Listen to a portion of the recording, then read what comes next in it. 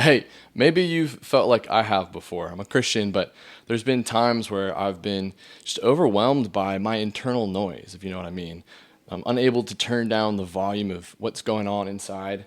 And there's the pains I've tried to avoid, there's the failures I've tried to fix, and there's the chaotic flood of feelings and thoughts that are swirling around inside of me. And at best, they're uncomfortable. At worst, they're painful. And despite my best spiritual practices, I couldn't seem to kind of get the relief that I needed in that. And now I didn't lose my faith in any of those pieces there, but I did wonder, like, why am I still so tangled up inside? I know I don't need to feel this way forever, but what gives, right? And if that resonates with you even just a little bit, I want you to know first that you're not alone, and second, that you're not crazy. And my hope for this video is that it'll show you a bit of a way forward.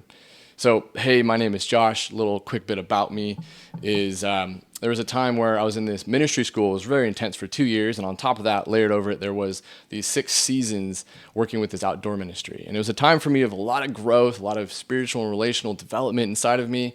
But when it ended and I kind of hit real life again, the foundation that I thought was there just wasn't quite there.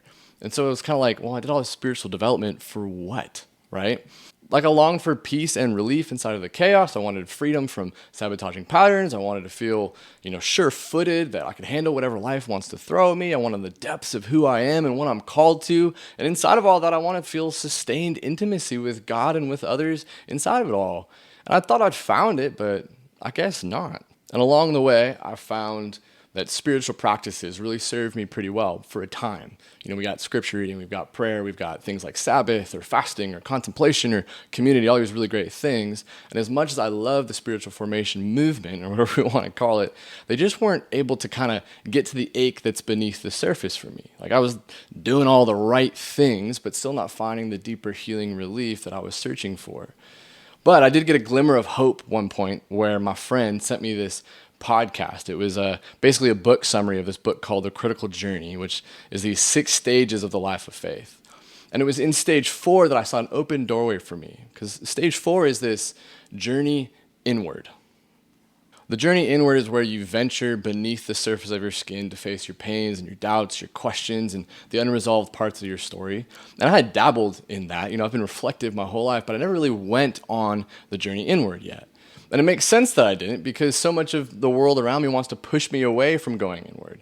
But because I don't, the feelings get louder, the thoughts spin out of control, and they do what they become crazy feelings and crazy thoughts.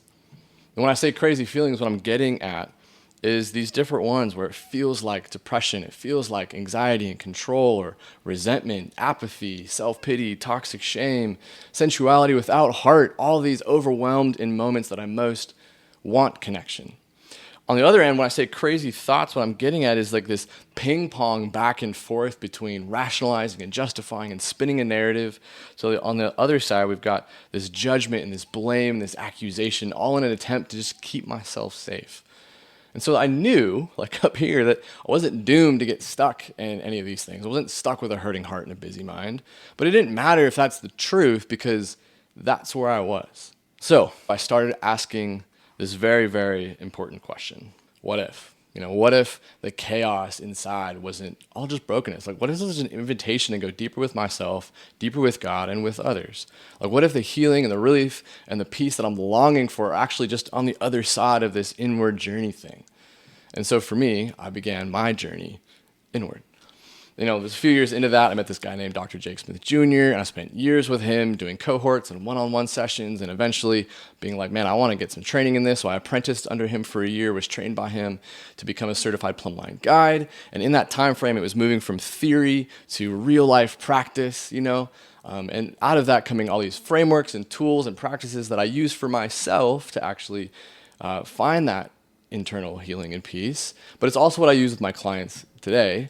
And so through the years of work with Dr. Jake, years of work with my therapist, Justin, like countless books and podcasts and all this stuff, consuming, and most importantly, the real life moments of wrestling with and writing my own story and sitting across from others as I help them begin to enter their own, I found that there's 2 invitations to the inward journey. Now, the most trusted pathways to enter the inward journey are not very fun, but they are pain and failure. Now, stay with me. This is going to get hopeful in a moment, I promise.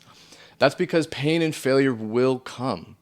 It's just part. It's given. That's part of life. But what's not given is what we do with them, how they form us. Because on one hand, if we don't face pain and failure, they have the potential to destroy our God-given sense of identity and unearned love, which leads to these unhealthy behaviors and emotional reactivity and spiritual and relational disconnection and blah, blah, blah. Ugh, we don't like it, right?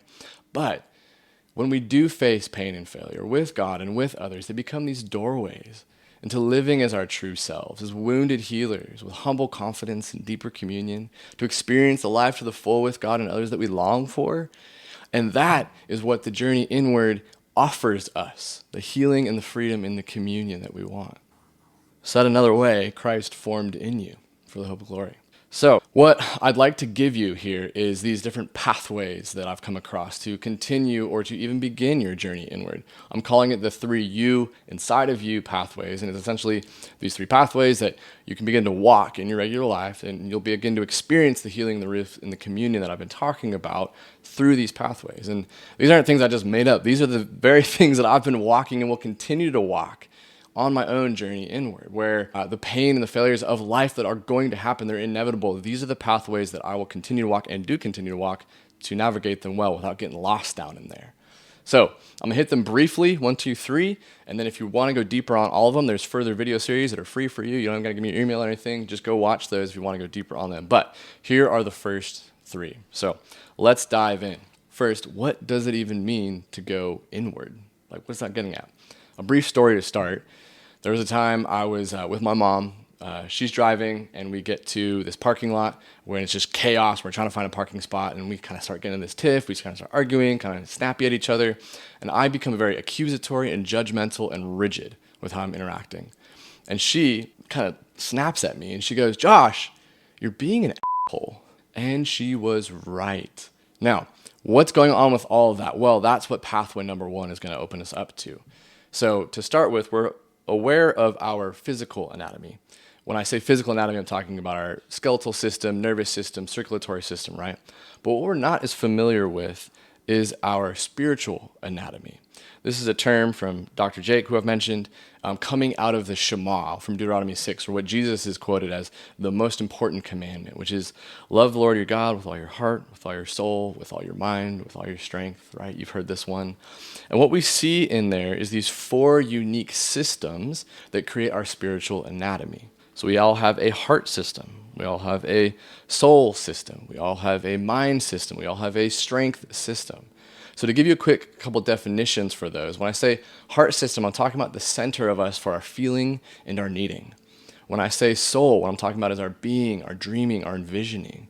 Our mind system is our center for thinking, for learning, for judgment. Touch back on that in a second.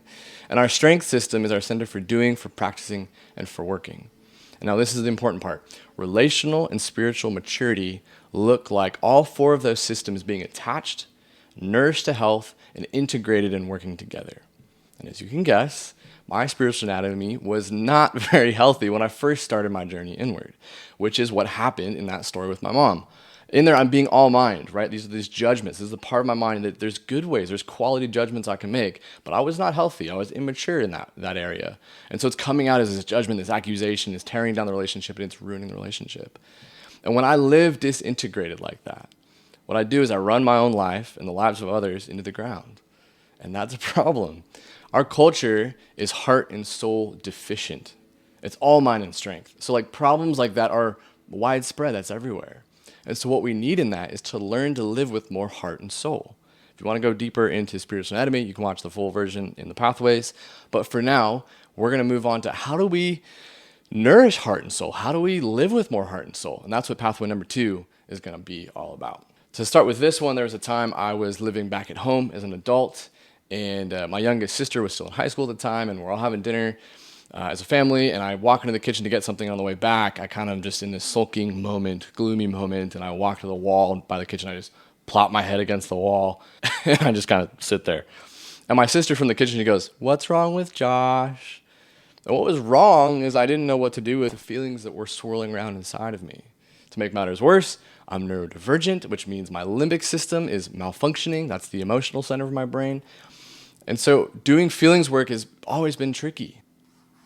I used to either avoid them because I don't know what to do when I'm feeling them, or I'd get stuck in feeling them. And as Dr. Jake says, they're waterboarding me, just drowning in this flood of feelings. But feelings don't have to be a problem. They're guides to unmet needs. That's what they are. And they're friendly guides. But if we don't get those needs met in healthy ways, they deceive us. However, if we do get those needs met in healthy ways, what it does is it leads us to a gift. It leads us to life. So to give you an example, so when I'm feeling lonely, it shows me that I need connection, and that leads me to intimacy. When I'm feeling hurt, it shows me that I need attention, and that opens the door for healing. When I'm feeling shame, it just reminds me of my limitations, and leads me to humility. And when I'm feeling fear, it just shows I need help and protection, and that makes faith and wisdom available to me. And when I'm feeling sadness, it shows me what's missing, and that allows me to grieve and to accept.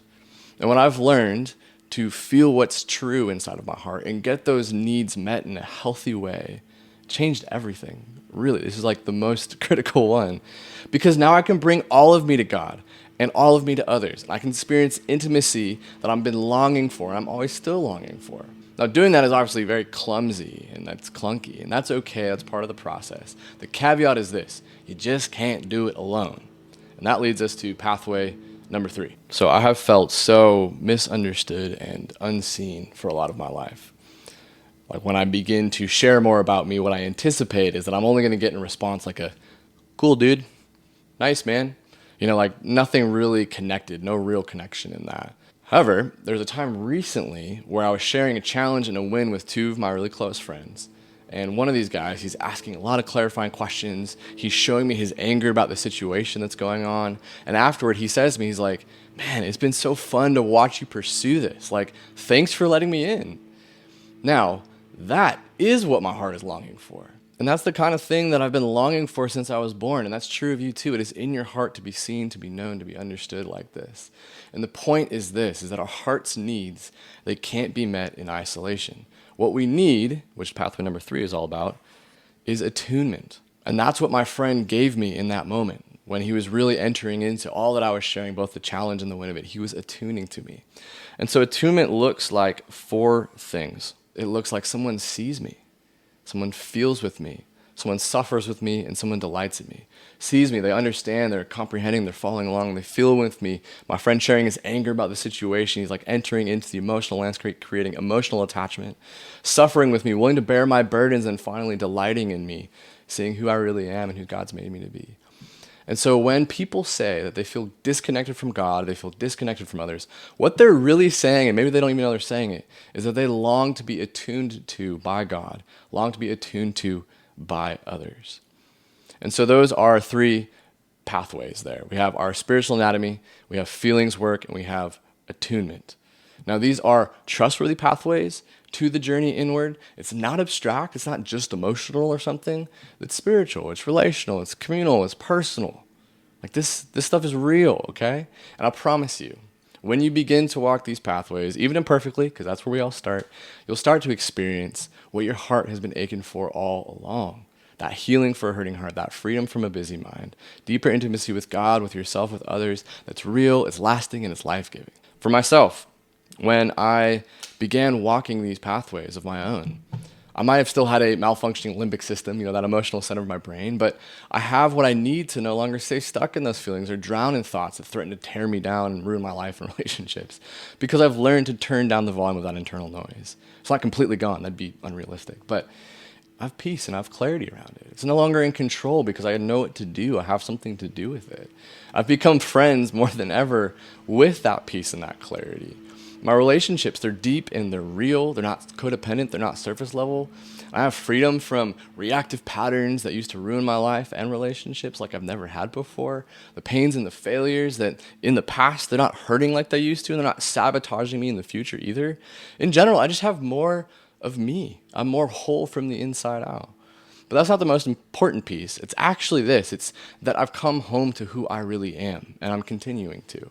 Back to my true self, who God knows me and created me to be. I'm not defined by others or what I have done or what I haven't done. My identity is no longer built on striving or control or needing to prove anything. My existence is defined by just avoiding future pain or failure like I used to, right? We're always trying to avoid that. But no, I trust God to meet me in them, even if it's hard. And this isn't just healing for me, Rather, it's I've got enough of myself back that I'm here now for others too. So I'll end with this little story. I was in a counseling session with my therapist, Justin, and we wrapped up the session. It was good, but nothing like profound and breakthrough, it was just whatever. And I said to him, I was like, man, I love that our sessions aren't just therapy, but they're often like spiritual direction. And he looks at me and stern, like straightforward, direct, but also soft and kind. And he says like, yeah, of course, man. It's all endless spinning otherwise. And that's pointless if it doesn't lead us to God. I'm like, that's good, man. Because what we're really after isn't insight. It's not even healing for its own sake. This is not Project Self. This is, hear me say this one, this is the most important.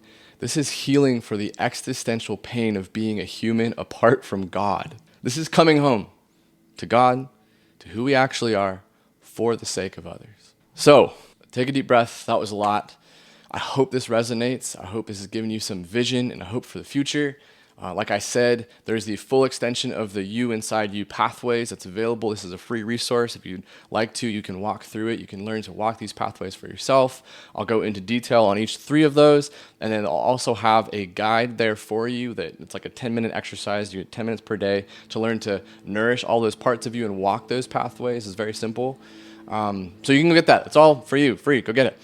Also, if you're someone who's ready to dive deep, ready to go, you're like, man, this is awesome. I don't want to just watch a video. I want someone to walk with me. I am offering a free compass call session. This is what I'm naming it, a compass call, because what we're going to do is we're going to learn to look at your real-time life, like what's going on right now, and find a compass bearing, a direction that you can begin to walk with where your feet are actually at right now.